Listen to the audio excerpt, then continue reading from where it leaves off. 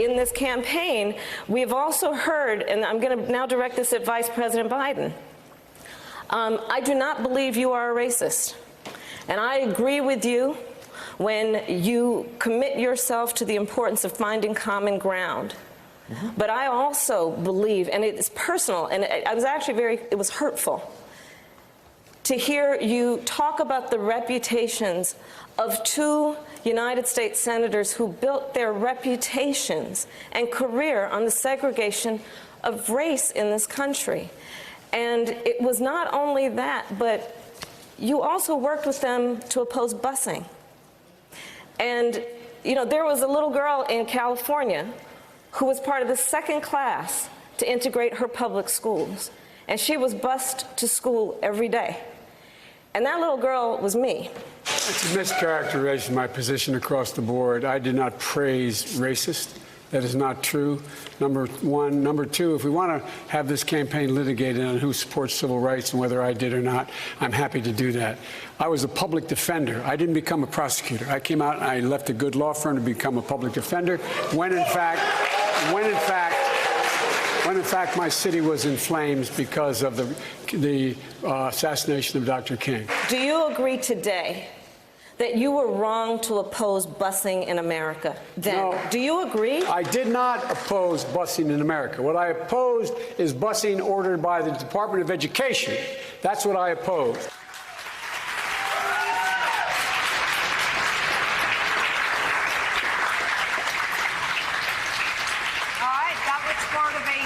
Exchange between Joe Biden and Kamala Harris during last night's debate, in which the senator criticized the former vice president's record on race following his recent comments on working with segregationists during his time in the Senate.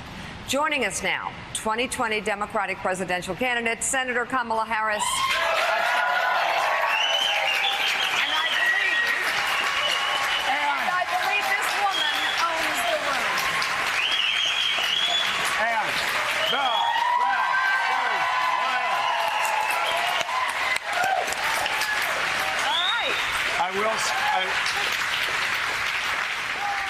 I will say, John Heilman, that is the loudest applause I've ever heard for you before. Yes. Congratulations. Oh, right. Well deserved. Sometimes I'm lucky in terms of my wing woman. Yeah. You know? That's exactly.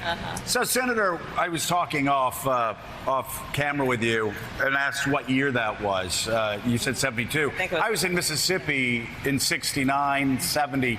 The first year Mississippi was integrated. And I said, and this has to do with generational change, I said what a blessing it was for me to see that as normal. Yeah.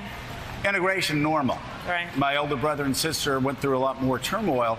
And I'm just wondering, is that part of Joe Biden's problem, part of Bernie Sanders' problem? It's a generational thing where that was normal for us in our own settings. But for somebody older, they're still living, they grew up in a different America.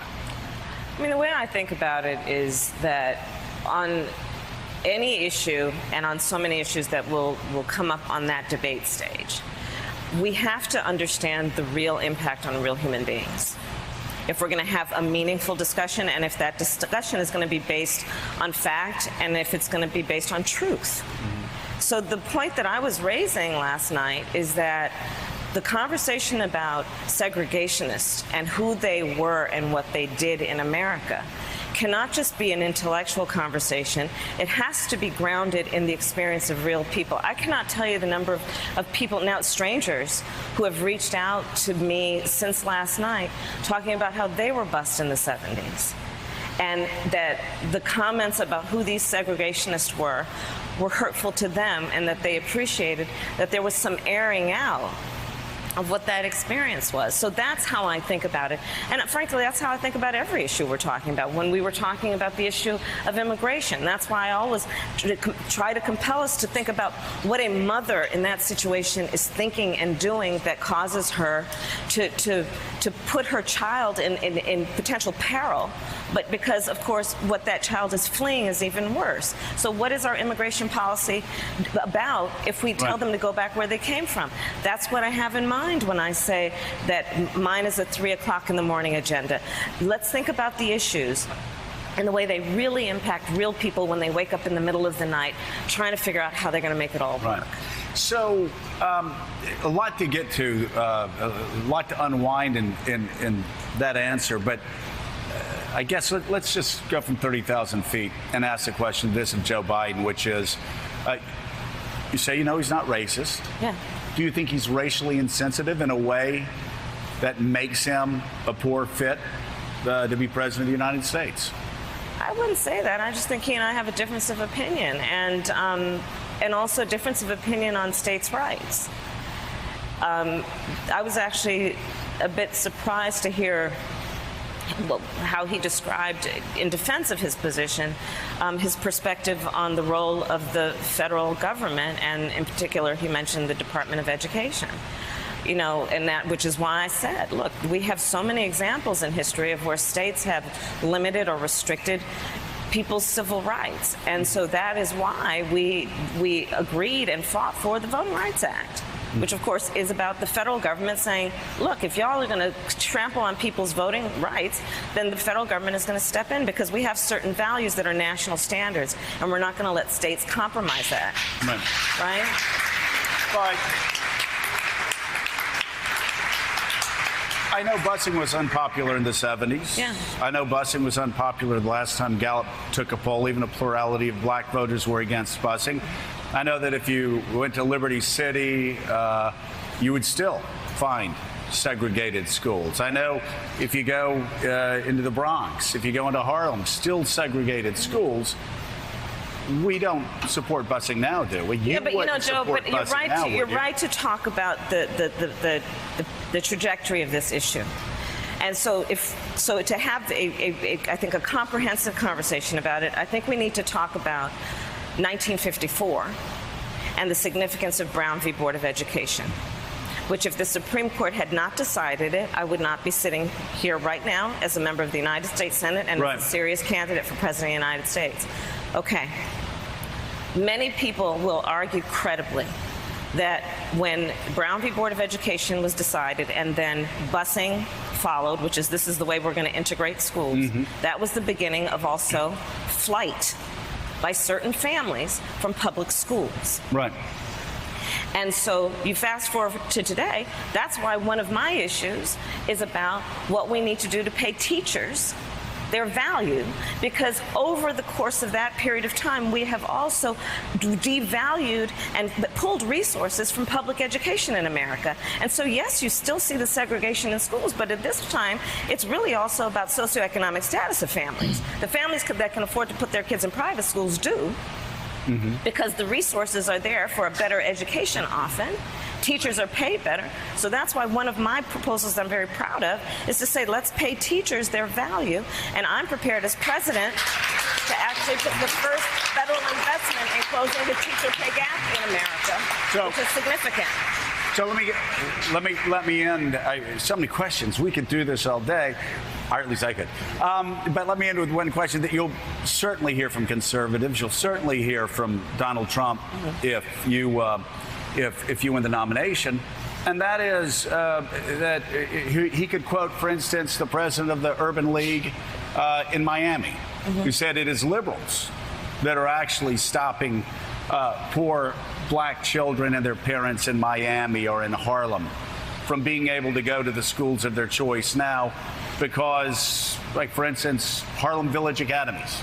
There is a quota. Teachers' unions do not want to allow children to make those sort of choices, parents to make those sort of choices, to be able to go to the schools that they want to go to.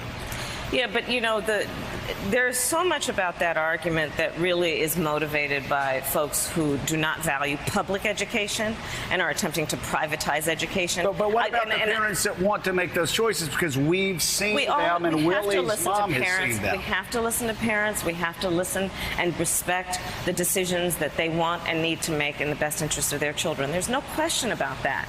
But if we're talking about how we deal with a system and what is the best public policy to improve education for our children and the vast majority of our children, that is about putting more resources into public education, paying our teachers better, understanding that our system is upside down when we fund school districts based on the tax base of that community. So guess what?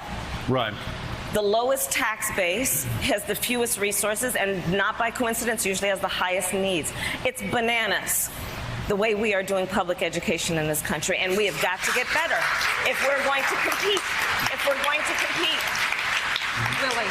So, Senator, we have a ton of other questions. To put a bow on your back and forth with Vice President Biden last night, he says that the case against him, his comments talking about the segregationist senators, is bogus here. That what he was saying is you even have to deal with people when you're in the United States Senate, like segregationists, to get things done. We have to win out. Our ideas have to prevail. But you've got to work with people like that if you want anything done in the Senate. So do you actually believe he was sympathizing with those segregationists? Or do you accept his explanation that he was just saying you've got to deal with everybody to get things done? There is no question that we have got to find common ground. And in fact, when I arrived at the United States Senate about 2 years ago, that was one of my main areas of focus. In fact, that's why I'm proud that two of my most significant pieces of legislation are bipartisan. One, to reform the cash money bail system in the United States and get rid of it, in terms of having money be the basis on which people have their freedom or not. And guess who my co-sponsor is on that? Someone with whom I disagree on many things, but on this we agree vehemently, and that's Rand Paul. There is that is a reach. There is another piece of significant legislation which I wish the majority leader would put on the floor for a vote, which has to do with the need to upgrade America's election system and invest in the security of our election system. Why? Because guess what? News alert. Russia interfered in the election of the President of the United States, and we need to have a stronger system. The co-sponsor on that, lead co-sponsor on that, is a fellow with whom I serve on the Senate Intelligence Committee and the Senate Homeland Security for the first 2 years I was there. James Lankford, a Republican from Oklahoma. But aren't you making Vice President Biden's point here that you do have to work with people with whom you disagree and people maybe who you even are repelled by? But listen, there are no segregationists in the United States Senate today. Thank God. Thank God. And I think that at some point you have to draw the line. And for those people who are saying that they believe that the races should not commingle, and on the heels of a history of extreme pain and damage, not to mention death, you got to draw the line. So he shouldn't have worked with them, is what you're saying? I'm saying that the characterization and the nostalgia about who they were, I find to be misplaced. And it was hurtful to me to hear that we would be nostalgic about people who, if they had their way, I would not serve in the United States Senate. Rev. No, I think the characterization is the problem. The problem was that, not the reference. Sure, you've got to work with people. Sure. But two things that really stood out for me last night is when you raised about busing. Yeah. Because a lot of people thought, and Joe and I have talked about this incessantly, that racism stopped in the South.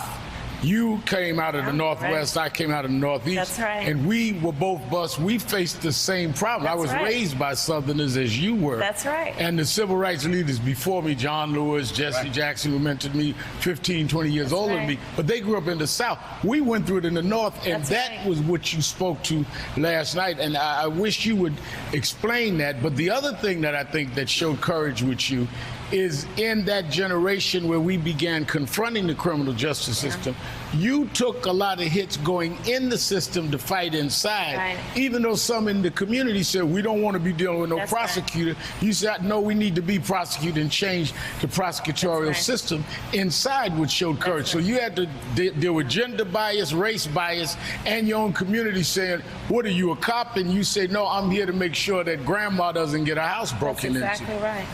And I guess, part of it, as you mention it that way, Rev, is I'm never going to hear that you don't belong here. I don't hear those words. And so on the issue of segregation, to your point, and busing, in fact, I just got a note from this actually blends both of your points, from a retired police officer who grew up in Brooklyn, who was bused in the 70s, reaching out to talk about that shared experience.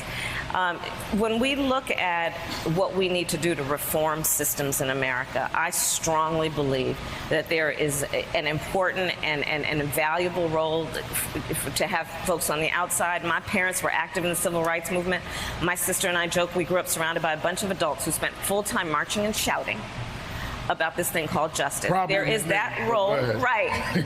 But there is also a role to be inside the room where the decisions are being made and to help inform and influence progression and change and reform from that place. And that has been the kind of approach that I have taken throughout my career, including today. John Hellman. So Rev just talked about a little about criminal justice, and I want to talk about that set of issues, criminal justice reform, right? I was watching Ava DuVernay's movie 13th the other day for like the third time. Right. Brilliant movie, right? Talks about the mass incarceration state. Yeah. A thing about which there's now bipartisan agreement that we have to dismantle it, right? That's what the criminal justice reform movement's about. You watch that whole movie, a lot of the blame lays with the 1994 crime bill. Yeah. 3 strikes and you're out, mandatory minimum sentences, disparity between crack and powder cocaine, death penalty, all that stuff. Yeah. No one more responsible for the 1994 crime bill than Joe Biden. So I ask the question as we go forward, it's an issue that matters to a lot of people, but especially to African Americans. What role do you think the debate over that set of issues and Vice President Biden's role, central role, in implementing some of those policies is going to have in this nomination fight? Well, without any question, the issue of what we need to do to reform the criminal justice system, I think, is going to be a front and center issue in this campaign, simply because it is an issue that needs to be front and center in America. And there's no question that that crime bill contributed to America's mass incarceration problem, including funding and increasing funding for state prisons and the building of state prisons. So I think it is going to be a topic for discussion. But I'll tell you, John, the way that I think about it is, yes, again, we must remember history. Right. We must not sugarcoat it, but then let us move on. Right. And so my focus when it comes to criminal justice reform is on issues like what we need to do around bail reform, which is why I'm a leader in the United States Senate on that. My issue is what we need to do around having a Department of Justice, unlike this Department of Justice under Donald Trump, which is trying to turn back the clock and revive the war on drugs. What we need to do to understand that drug policy needs to be grounded in what it really is by nature, which is a public health issue and should not be a criminal justice issue. And I can go on and on about what we need to do. Do you think that Joe Biden has a lot to answer for in that context? You know, Bill Clinton a couple of years ago had to basically come out, NAACP, and say, I'm sorry for the 1994 crime bill. By the this way, was a mistake. You've got to add Bernie Sanders to that list as well. Yeah, for some reason, Bernie gets a free ride on this. I'm not exactly sure why, but Bernie supported the bill too. So that's my question is, if you were, part of the reason I think is that Joe Biden claimed so much credit for it at the time. It was something he worked on so hard. So I just ask do you think that he has a lot to answer for in that context? Should he do what Bill Clinton did and sort of apologize? Because Bill Clinton did that back in 2015, 2016. Yeah. Is that important? I'm not going to tell Joe Biden what to do, but we're all going to have to speak for our records, period. But a lot of the young people today are growing up in homes where the father wasn't there because of that crime bill. You know, when I came out and marched on that crime bill in '94, most of the Congressional Black Caucus was with Biden with that. Yeah. But they don't understand it broke down a lot of our families because people were doing unfair long-term sentences because of that crime bill, and kids were growing up without a father, and that's real, and that's not going away. Well, and it was during that era where Democrats, there was this this swing, because let's go back, right, to Dukakis's campaign. Right. And remember Willie Horton, and remember that Dukakis, as governor of Massachusetts, was a leader on what we needed to do to have reentry initiatives, to have rehabilitation. And then there was that one guy who did awful things, and Dukakis took the blame for that. That's right. And all of a sudden, Democrats were labeled soft on crime. And when you were soft on crime, you lost elections. That was the interpretation. So swing, let's be tough on crime. And it went to an excess. And it ended up leading to the issue and the problem of mass incarceration in America. And that's why I've always said, let's reject the false choice on criminal justice policy that you're either soft on crime or you're tough on crime. Instead, let's talk about being smart on crime and recognize one of the goals should be about public safety, and one of the best ways to achieve it is to deal with prevention first instead of reaction by incarcerating people.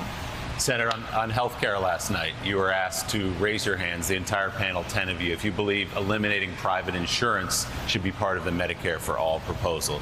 You and Bernie Sanders both raised your hands. You've been asked and sort of clarified this question a couple of times over the course of the campaign. So once and for all, do you believe that private insurance should be eliminated in this country? No. You don't? No, I do not. But you raised your hand last night. But the question was, would you give up your private insurance for that option? And I said yes. Oh, I think you heard it differently than others then. Probably, because that's what I heard. But yeah, but I will. By the way, can we have a rule, by the way, in future debates? No more hand raising. Yeah. Oh, that I were running the debate. Oh, that I were running the debate. Yeah, exactly. But I do want to, can we, just for a moment, I do want to address this. But by the way, hold on 1 second. Raise your hand if you agree with no more hand raising. So yes, exactly.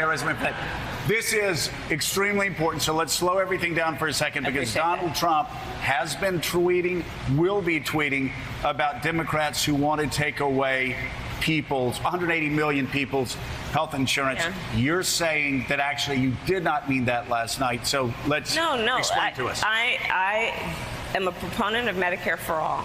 Private insurance will exist for supplemental coverage, but under my vision of Medicare for All, one, we will expand coverage so that it would include dental, it would include vision, it would include hearing aids, which is a big issue for our seniors and extremely expensive. Also this. Listen, the insurance companies for years have been putting millions of dollars into an advertising campaign and a lobbyist campaign that is to try and convince American families you need your insurance company to have your doctor. Well, that's a myth and it's a fallacy. 91% of the doctors in America are in Medicare. So you will not lose your doctor. And the other piece of it is this, and it's the example I gave last night. Do you know how many people in America are afraid to walk into an emergency room or a hospital room or a doctor's office because they're looking at a $5,000 deductible? It's because the insurance companies keep jacking up costs around premiums, co-pays, and deductibles. And then let's talk about the pharmaceutical companies, who I have taken on. As Attorney General, I took on the pharmaceutical companies and I won. And I will tell you, part of what we need to do to reform this healthcare system is bring down costs. When we have everybody in one system, Medicare for all, we can negotiate against the pharmaceutical companies as a group, and we can also diminish the power that insurance companies have had to make decisions about what kind of health care you get instead of your doctor making those decisions. So to boil it down, Medicare for all, available to everyone if they want it, but if they have private insurance, they keep it. For supplemental coverage. Otherwise, they're in Medicare for all. Supplemental. But for supplemental. In San Francisco last November, you said you're going to talk to your family on stage at the Know Your Value event and talk about whether or not you would run. I will just say, as we close, we're so glad you're running. Something's happening with women this political cycle. I'm really glad to Senator Kamala Harris, thank you very, very much. Wait. I know we got to go. The most important thing, Willie, the shoes. Well, yeah. It's the shoes. She's got the chucks. I love my chucks. All right. We've got another busy hour ahead and another presidential candidate. Senator Michael Bennet is coming up. Morning Joe is back in a moment.